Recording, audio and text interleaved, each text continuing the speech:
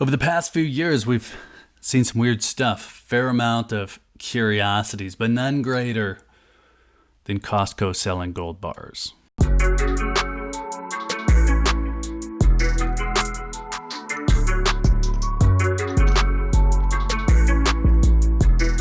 Over the past year, gold has outperformed the stock market. Maybe you knew that, maybe you assumed as much.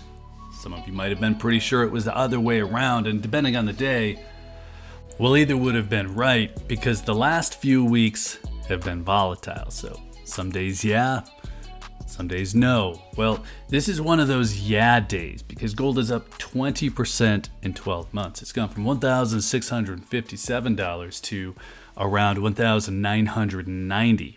But the S&P 500, well, in the same time frame, it's up just under 13%. That's based on Friday's market close. So gold has clearly outperformed the S&P 500 over the past year. Now, if you're skeptical or you just want a wider look, well, we can do that too. We can zoom out, we can look at a 5-year time frame, and we're going to see that on October 20th, 2018, or thereabout, gold was at $1,225. And I can't get my cursor to cooperate here, but you just saw it in the past chart. Now, today, at the time of recording, gold is again around $1,990. It's a 62% gain over the past 5 years. Now, S&P 500 growth in that same time frame is something more like a 47.5% gain.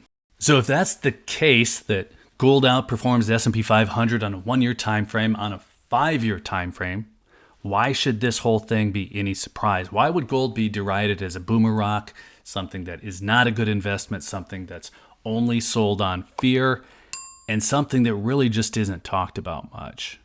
Well, I have a few theories about demographics, why a younger person might prefer a digital asset, not the least of which might be that maybe they don't own a home to keep a physical asset in, and then why an older person might have some experience with actual economic turmoil. I mean, if you were born in the past 20 years, outside of a few dips, you've really only seen the stock market go up. That's a lot different than someone who was around for the 80s.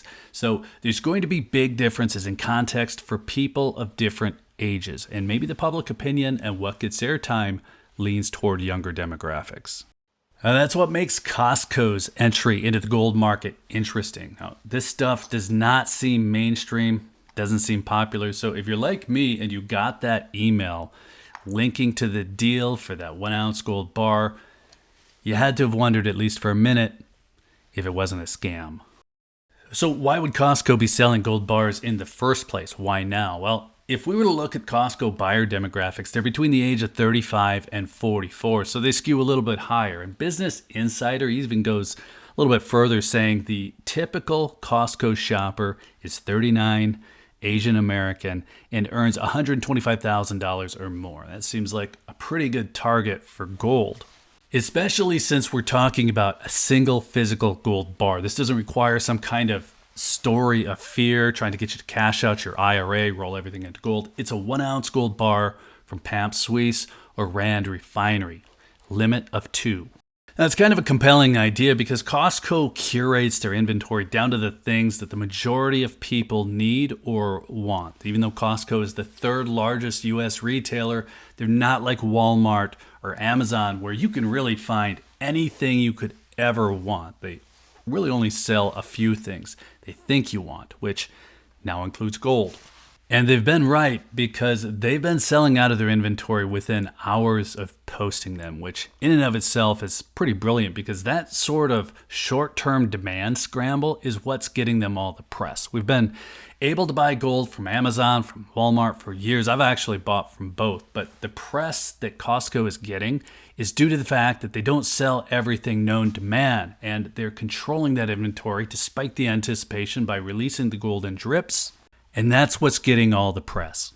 Now, if you came here wondering if buying that Costco gold is a good idea, well, I would say the idea of Costco selling gold and the mainstream media covering it so closely is a lot more interesting to me than any actual desire to buy from them. I'm going to stick to coins, and I'm going to stick to local or online dealers that focus on gold. It's a good time to give a shout out to my channel sponsor, SD Bullion.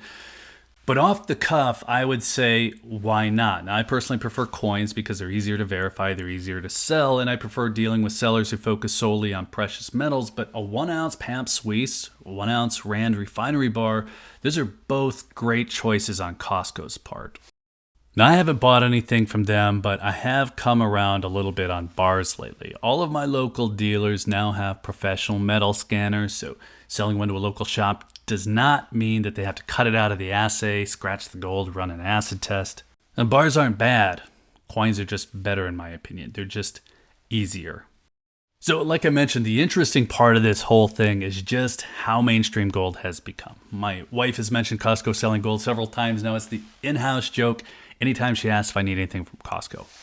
I'll take 2 gold bars. Well, I do wonder if people buying the gold from Costco know what to do with it, like once it shows up.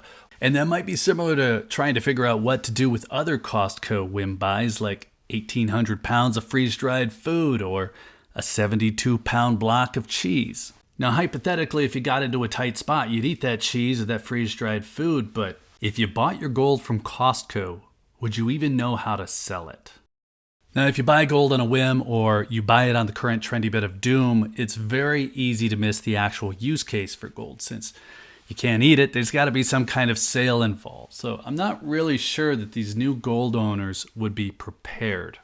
Now, maybe the 39-year-old Asian American Costco buyer earning $125,000 a year is just buying it to throw on the back of a safe.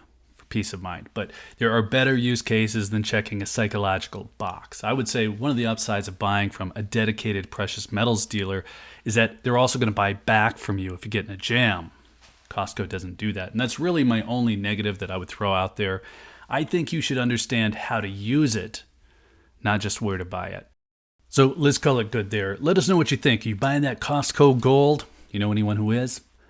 Let us know. And then while you're in the comments, be sure to hit that like button if you found any of this interesting. Be sure you're subscribed with notifications turned on if you'd like to see more on the topic.